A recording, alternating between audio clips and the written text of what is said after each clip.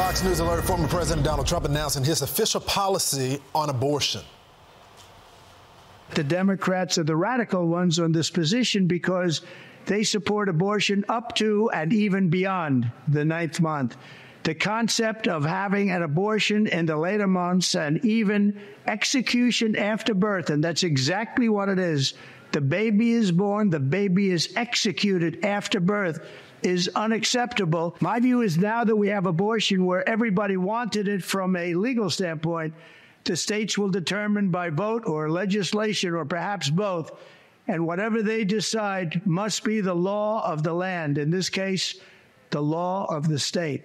So there you have it. Joining us right now, the great Sean Hannity. Sean, good morning, brother. So the way I look at it is the former president put a line in the sand. He's like, look, I delivered on what I said I was going to do on the federal level. I returned it back to the states. Y'all duke it out there. The second thing is, he said, listen, the Republican Party aren't the party of radicals. It's the Democrats that want abortion up to 9 months. Did I get it wrong? Lawrence, LJ, by the way, great to see you in the morning. Good to see you, brother. Look, I have been warning conservatives and Republicans on the issue of abortion for a long time, and I've been saying that you better be careful. And we saw this in the bid to replace George Santos out in Long Island. It became a big issue. And they just outright lied about the Republican and her position on the issue of abortion. Democrats are going to demagogue the issue of abortion. President Trump got ahead of this issue in a couple of fronts. Number one, from day one, he said he's for in vitro fertilization. He dealt with that issue. Roe v. Wade has always been bad law. What he did here was say they're putting it in the hands of the states and really in the hands of the people in those states. It is not and should not be a federal level. Then the president took it a step further and he addressed something that I think any Republican running for office needs to address, and that is the extremism on this issue regarding abortion. LJ, if you remember the debate that took place with Gavin Newsom and Governor Ron DeSantis on my show, I had to push Governor Newsom hard to get an answer. Would you support any restrictions in the 7th, the 8th, or 9th month of pregnancy?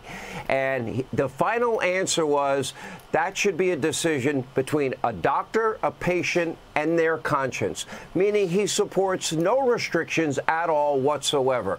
That is the extreme position. Now, if you ask me where I stand personally, I'm pretty pro-life.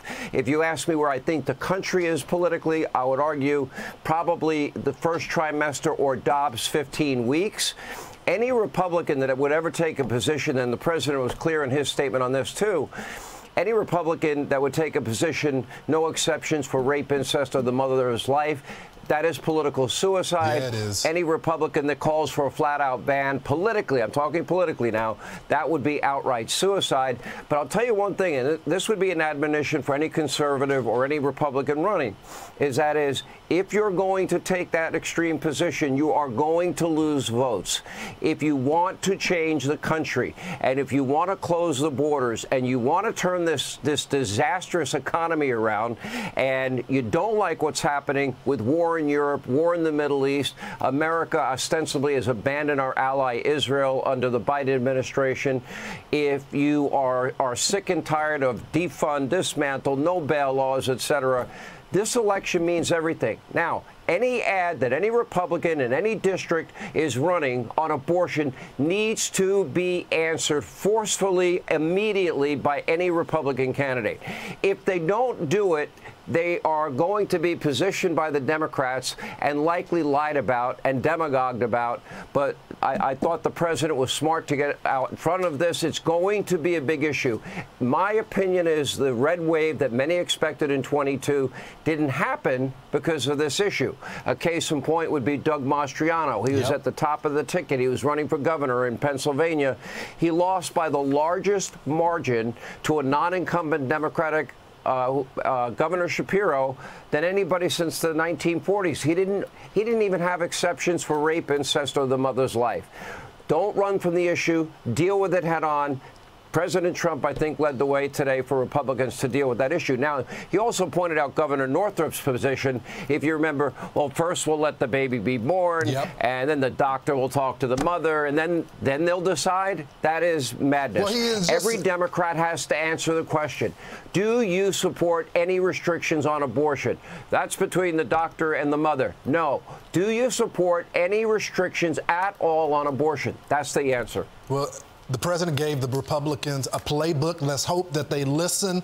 Here's another topic, Sean. You got David Axelrod, who's warning the Biden administration. And you know Obama has been calling the president every day, calling the campaign. But he says, stop bragging about the economy, man. The American people just aren't buying it. Watch.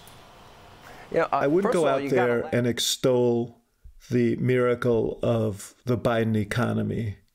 It just drives me crazy when he does that. I think he needs to put himself on the side of working people in their economic fight here. Working class Joe says everything is going well, Sean. Yeah, first of all, you got to laugh a little bit, LJ, because, you know, poor Joe in his state of cognitive decline, he needs Obama, he needs Clinton.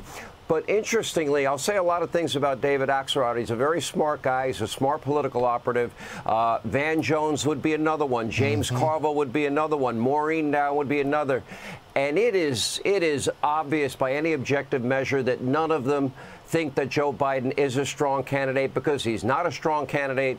You can't look at the inflation numbers that we have. Gas prices again going up. 60% of Americans now living paycheck to paycheck, and ever make the case that Joe Biden's economic policies have been successful for anybody.